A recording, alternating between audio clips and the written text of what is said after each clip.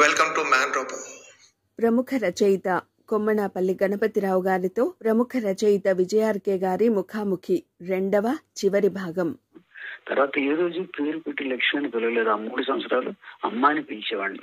ఎందుకంటే తను సిక్ అయిపోయి ఆయన బాధపడుతున్నానన్న ఆత్మీయత భావంతో ఉండకుండా నేను చాలా ప్రేమగా అమ్మని ఎక్కడున్నా, ఫిజియోథెరపిస్ట్ వచ్చినా, ఎవరు డాక్టర్లు ఇచ్చినా, ఎవరు ఎంత ట్రీట్మెంట్ చేసినా ఈ ప్రేమగా నేను అమ్మాయిని పిలిచేవాడిని. తను చాలా ఆనందపడేది.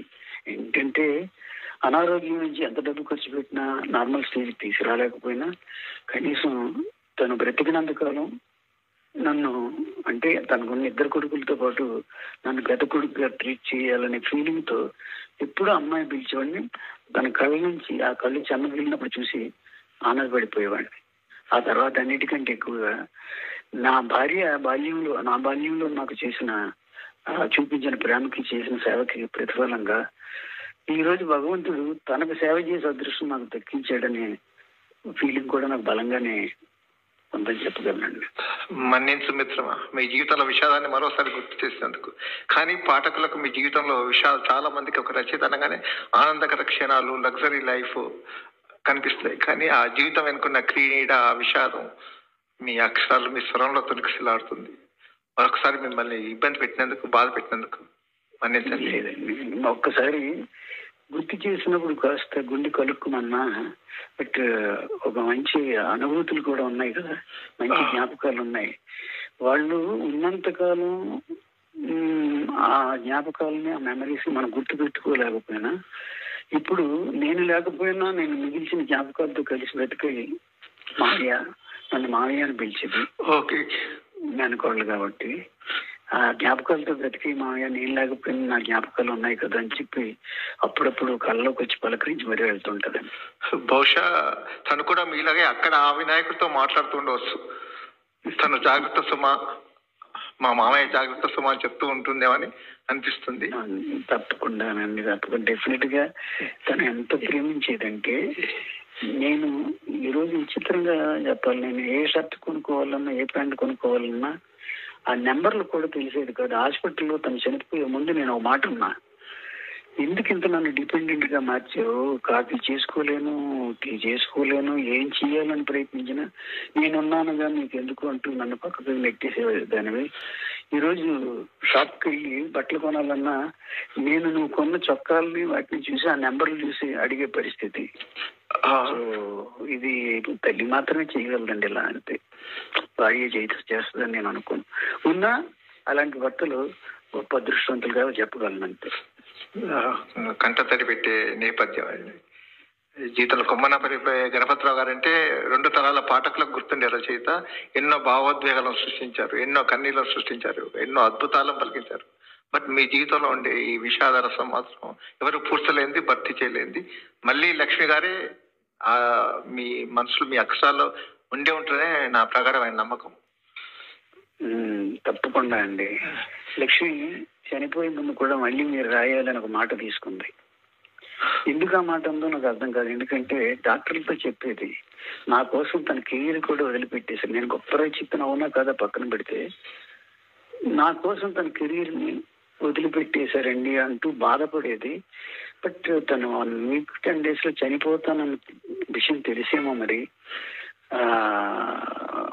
వాళ్ళ సిస్టర్ చెప్పింది, మీ మామయ్య జాగ్రత్త, ఆయనకి ఏం తింటున్నాడో తెలియదు, ఏం బట్టలు వేసుకుంటున్నాడో తెలియదు, ఒక రాయడం తప్ప మరి ఏం చేత కాదు, సో జాగ్రత్తగా చూసుకుంటానట్టు వాళ్ళకి చెప్పి నేను నాతో ఒంటరిగా మాట్లాడాలని పిలిచి హాస్పిటల్లో ఉన్నప్పుడే, ఐసీయూలో ఉన్నప్పుడే ప్రమాణం చేయండి అని. దేనికనంటే మళ్ళీ మీరు రాయడం మొదలు పెట్టాలి. ఏమో ఇప్పుడు అర్జెంటుగా ఈ మాట ఎందుకు చెప్తున్నావు, నువ్వు ఆరోగ్యంతో పూర్తిగా కోలుకొని తిరిగి వచ్చిన తర్వాత అప్పుడు రాయడం సంగతి ఆలోచిస్తాను. ఒకవేళ నేను రాకపోతే అంది తక్కువ నోరు మూసేసాను, వద్దు నువ్వు వస్తావు, ఒకవేళ రాకపోతే అంటే ఆ ప్రశ్న ఉత్పన్నం కాదు, నువ్వు వస్తావు అని చేత నేను రాయాల్సిన దాని గురించి ఆలోచించుకో, నువ్వు నాకు తోడుగా ఉంటే చాలు, నాకు అంత జీవితంలో అమ్మా నాన్నలు ఉన్నట్టే, ప్రపంచంలో నాకు ఎవరూ ఇవ్వలేనంత ఆనందం పొందాలంటే నువ్వు నాతోనే ఉండాలి, నేను పోయేదాకానేవాడిని. అంత అద్భుతమైన రిలేషన్షిప్ అండి అది. కాబట్టి పెద్ద అది శోకమే. అది శ్లోకంగా మారి కవితగా రావాలంటే తను వెళ్ళి మళ్ళీ సరస్వతీదేవికి చెప్పాలి, ఆయన సంగతి కొంచెం చూడమ్మా, బాగా ఇబ్బంది పడుతున్నాడు, ఆయన మామూలు మనిషిని చేసి మళ్ళీ రాయడానికి ప్రోత్సహించండి తను చెప్పాలి. బట్ ఏదేమైనా ఈ మధ్య మళ్ళీ ఒక ఈటీవీ సీరియల్ కి నన్ను పిలవడం, వాళ్ళు అంగీకరించడం, పర్టికులర్ గా శ్రీకాంత్ ప్రొడక్షన్స్, చక్రవాకం మొగల రేకులు ప్రొడ్యూసర్లు వాళ్ళే సుధాకర్ గారు వచ్చి నన్ను అడిగారు, భార్య పోయిన బాధలో ఉన్న మీకు కాస్త మీకున్న ఆ ఒంటరితనం నుంచో లేకపోతే అనుక్షణం బాధపడే స్థితి నుంచి మళ్ళీ రచయితగా రీఎంట్రీ మీరు రావాలని బలవంతంగా అవకాశం ఇచ్చారు. ఇప్పుడు ఆ ఈటీవీకి సీరియల్ రాస్తున్న ప్రయత్నంలో ఉన్నాను.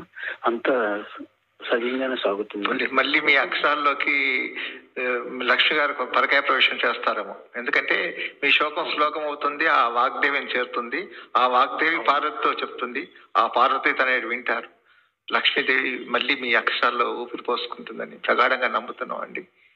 రాసిన ప్రతి వాక్యం తనకు వినిపించేదాన్ని, నచ్చకపోతే ఎంత దారుణంగా తల్లి మందలించిన ఒక టీచరు స్టూడెంట్ మందలించినట్టు, ఇది చెత్తగా ఉంది మళ్ళీ ఇంకోసారి రాయండి అనేది.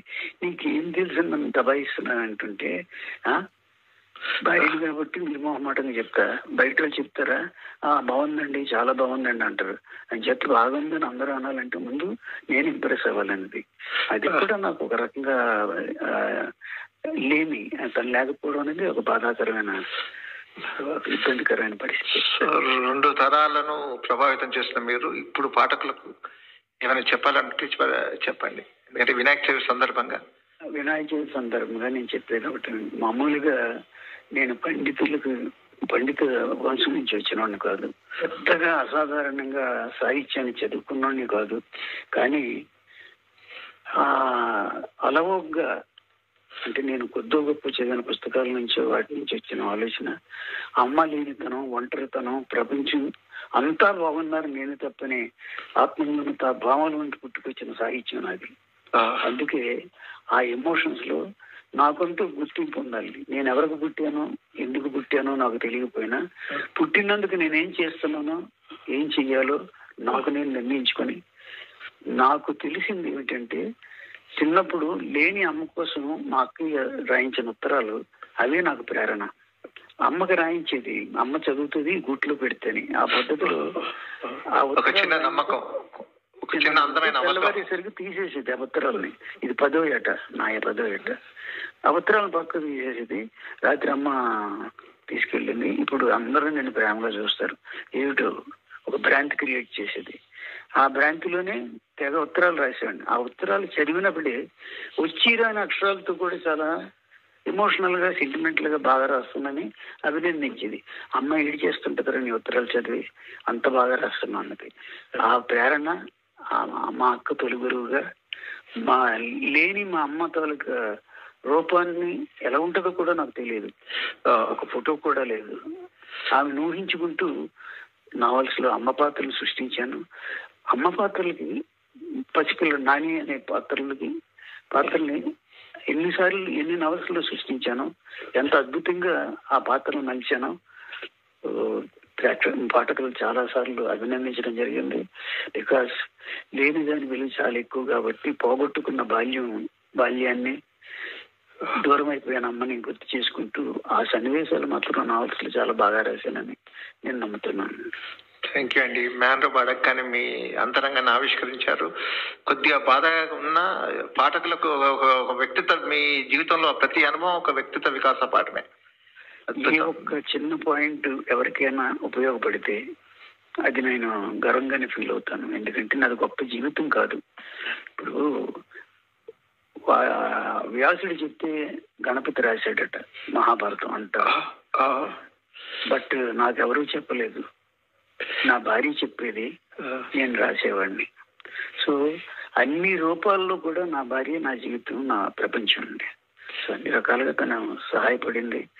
ఈ రోజు ఈ కొద్దిపాటి స్థానం రచయితగా మిగిలిందంటే తన ప్రోత్సాహం, తను నాకు తల్లిలా లాలించిన విధానం, అది అంతకు మించి నేను ఇంకా ఈ ప్రపంచంలో ఎవరికి కృతజ్ఞత చెప్పాల్సిన అవసరం లేదు.